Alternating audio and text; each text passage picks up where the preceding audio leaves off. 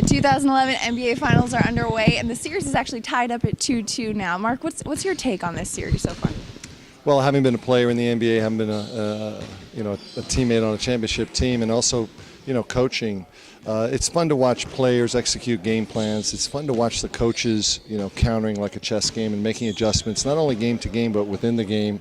And obviously in Game 4, Dallas going to the zone that they used much more in the regular season that they've gotten away with.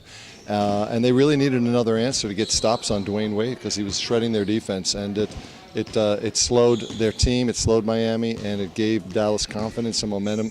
And then they started making shots, and they had another comeback win, just like in Game 2.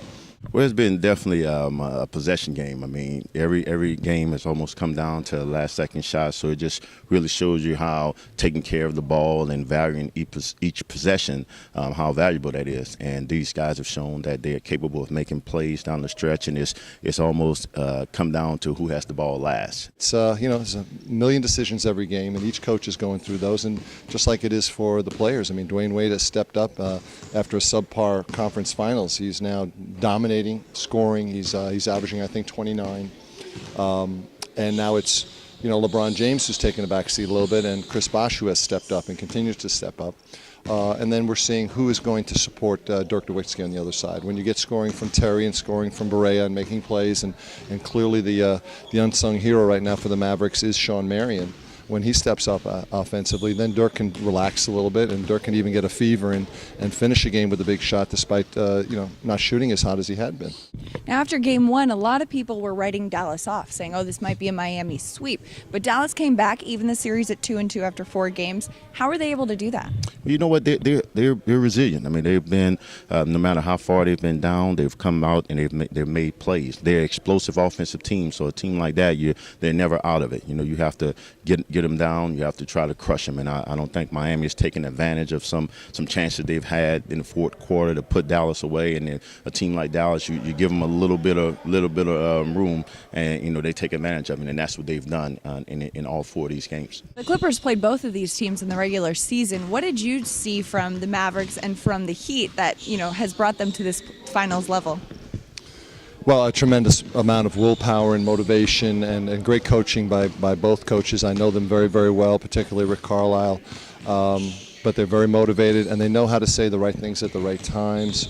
The playoffs is another season. It's one game. You keep playing the same opponent. It's not move on to the next town.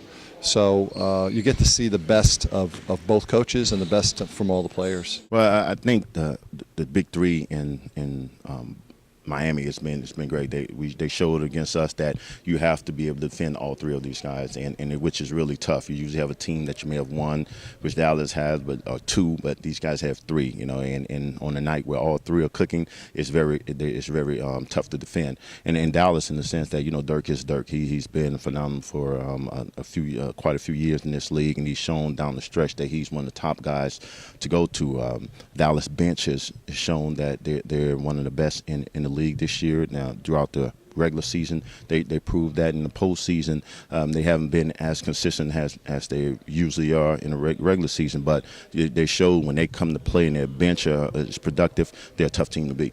Now, what are your expectations for the rest of this series? Seeing what both of these teams are bringing to the table now, who do you think is going to win?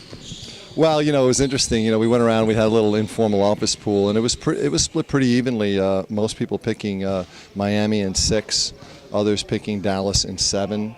I was one of the Dallas people. Again, I have allegiances to Rick Carlisle, just a very, very good friend of mine.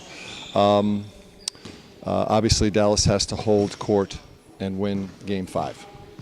They can't afford to go to Miami being down 3-2. Miami just needing 1 out of 2 victories on their home floor. So Dirk will be healthy. Hopefully Dwayne Wade doesn't take over. Hopefully all 3 Miami Heat don't play great, because if they do, that's going to be too much for the Dallas Mavericks. You have to see if the Mavericks defense can be as good as the Heat defense, because the Heat defense has been exceptional. And you're seeing games in the 80s, which means both teams have really prioritized it, and that's probably why both teams are in the finals. Well, you know what? I picked Miami in 6. I really thought that Dallas would have a tough time guarding all 3 of these guys, and I don't think Miami has had a game where all three guys have been really clicking at once, and I'm really looking to see if that happens in this series and see how Dallas handles it. On the other side, Dallas is a team that really hasn't shot the ball very well. You know, when they shoot it well, they're tough as they were in a series against the Lakers. So it's still, you know, still yet to be seen. Both teams play their best basketball and see who comes out on top.